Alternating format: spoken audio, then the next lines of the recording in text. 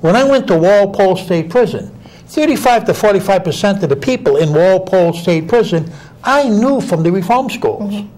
But I think they were breeding grounds. I think when you talk about reform schools, and I hate to put you in this position, but you have to talk to our listeners about what reform school is, because it sounds like a preppy school, not prep school, but it sounds like, well, gee, Bobby, you should have learned something there, don't you think? Could you just identify what that experience was? And these got closed down. Thank God that Jerome Miller shut them down in Massachusetts, right? And let me just diverge a little bit. The gang wars in Boston, we had like 68 people murdered, all right? The vast majority of those people were products of the reform schools. Your major killers in the state of Massachusetts, organized crime killers, guess what? They were products of the reform schools. So tell us about the day in the life. I mean, I want you to understand what's there. Right. Now, what was the reform school? Reform schools were a bunch of buildings, held about 50 kids per unit. And like Lyman School probably had, I'll say about 15 or 16 buildings, right? And they were run by husband and wife teams, generally. With what kind of qualifications? None. Okay. None whatsoever. Kind of like receiving homes. Right, now. Exactly. Yeah. So. In some of the units I was in, the husband and wife took kids to their room at night. And sexually molested them. Abused them, right. Right. We had one guy that his name was Tomahawk. And the reason they called him Tomahawk, he had a toilet brush that was about this long, made of hard wood with heavy bristles. Right? And he would take this. Now, they had you sitting in a room with a bench all the way around the room and lockers behind you. And that's basically where you spent your day.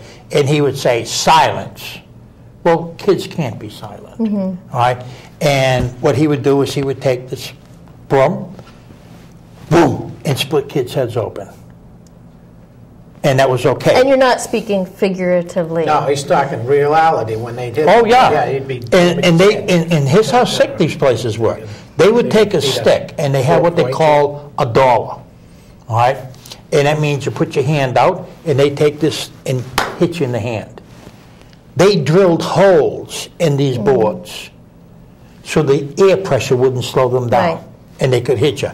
Then they had what they call a 6-incher, right? Which was putting your hand here, your fist here, and then, boom, punching the kid in the mouth or punching him in the chin. And you had your choice. You want $1 or a 6-incher. This was the sickness that was going on. And what were the ages of the kids that were living in this lifestyle? I went in there, I was 13 years old. There were kids there that were younger than that, and there were kids here that were older than that. When you got around 18 or around that area, they push you to another institution. And the top end was called the Institution for Juvenile Guardians. It was a 12-foot walled institution that held 95 kids. You were too young to go to Concord. You were too old or dangerous to go into the reform schools. You would escape, right?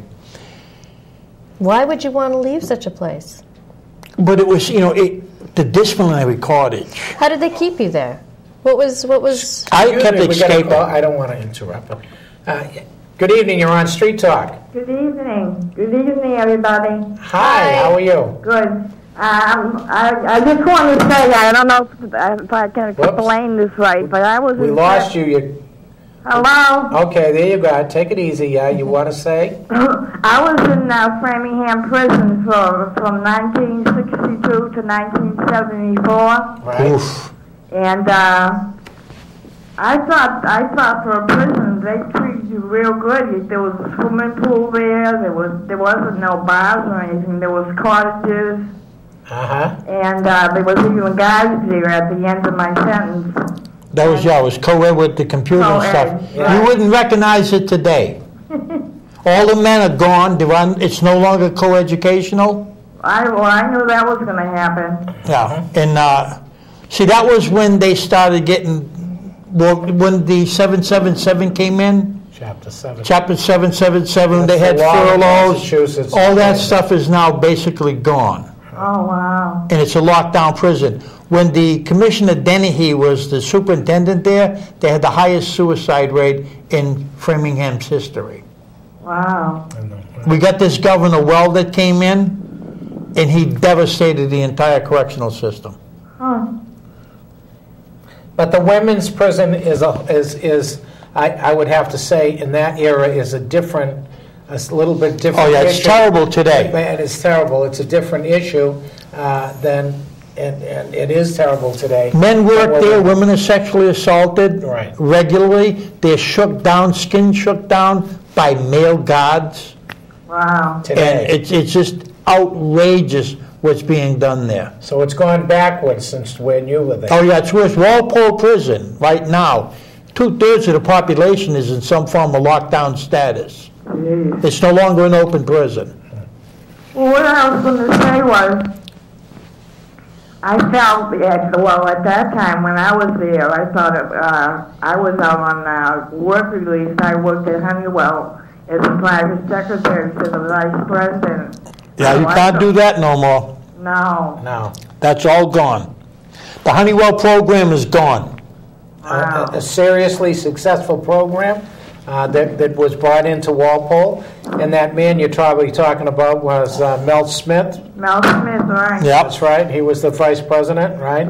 Yeah, father knew him, and that's the people who brought in the program into Walpole, spread it to Framingham. One of the most successful programs going, and They got rid of it. They got rid of it. They got rid of that. Of course, I was my program was Mrs. Spiegel program, STEP, student-tutor education. Brandeis, That then went to Brandeis. Then, of course, then that developed into the BU program, and Spiegel cataloged the family from that. All the college Very programs are sexy. basically gone. They're The only gone. place they're in is Norfolk. The Boston University master's degree program is still there. Still there, right. But Walpole Prison, I got a bachelor's degree in Walpole Prison, majored in sociology, minored in psychology. Today you can barely get a GED in Walpole Prison. Oh, wow. It's just a total disaster what happened. Well, I'm glad I'm out of crime. This book you should read. I have that. Oh, okay. Yeah. Now you can see what happened, how the world changed. How the world changes. Okay. Okay, everybody, good night. Good Thank night. you. Thank you. Calling. Bye-bye. Yeah, but see, here's what happens, is you have programs that come in that are good programs that will rehabilitate people, but the problem is the system itself. It's not designed to work. An individual comes in, he's classified in a manner that has no significance. All right?